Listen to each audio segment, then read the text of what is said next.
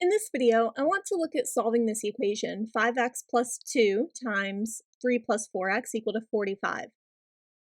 And I'm going to show it in extreme detail, showing every single property of arithmetic that we use in order to solve these equations. The first thing I want to do is to distribute my 2. In order to do that, we would have 2 times 3, that's 6. 2 times 4x, that's 8x. So that was using my distributive property.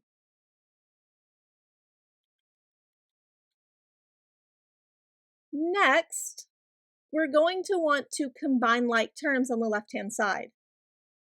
In order to properly do that, I'm actually going to start by switching the order of stuff inside this parentheses and writing it as 8x plus 6 to get the 5x and the 8x next to each other.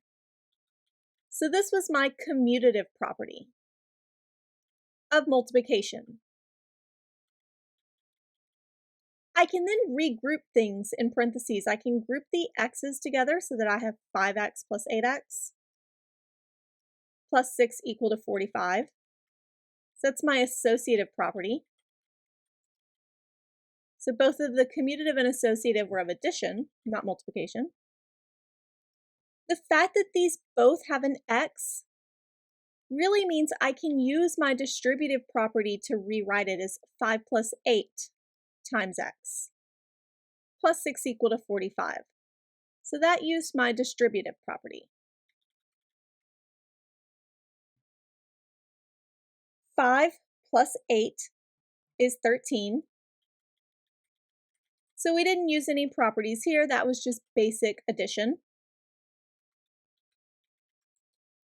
And now that we've simplified, we want to get all of our x's on one side and all of our constants on the other. So the next thing I'm going to do is I'm going to subtract 6 from both sides. And that was my property of subtraction. That was one of my equality properties. And really what that looks like on this left-hand side, since we're adding 3 things, is 13 plus 6 in parentheses minus 6, equal to 45 minus 6. On this side, I can regroup my parentheses.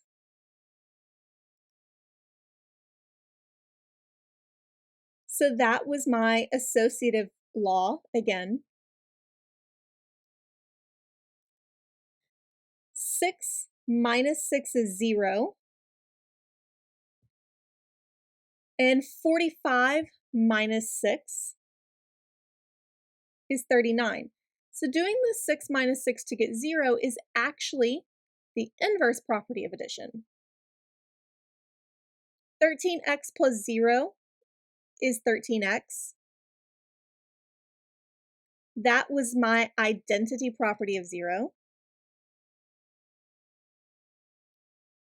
The next thing I want to do is actually divide both sides by 13. But I'm not really going to do that. I'm actually going to multiply both sides by 1 over 13.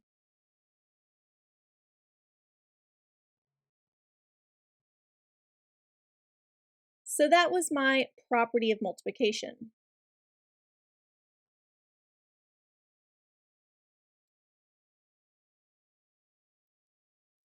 I can then switch the order of my multiplication on the left-hand side.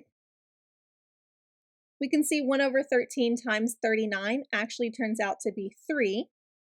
In doing this, that was my associative property of multiplication. We know that 1 over 13 times 13 is equal to 1. That actually came from my inverse property of multiplication. And we know 1 times anything is just that thing. And that was my identity property of multiplication. And so while we usually don't show all of these steps whenever we're solving an equation, it's important to kind of see exactly what goes into solving these equations. We take a lot of this stuff for granted, but we actually do use a lot of steps and a lot of properties in order to make these algebraic equations work.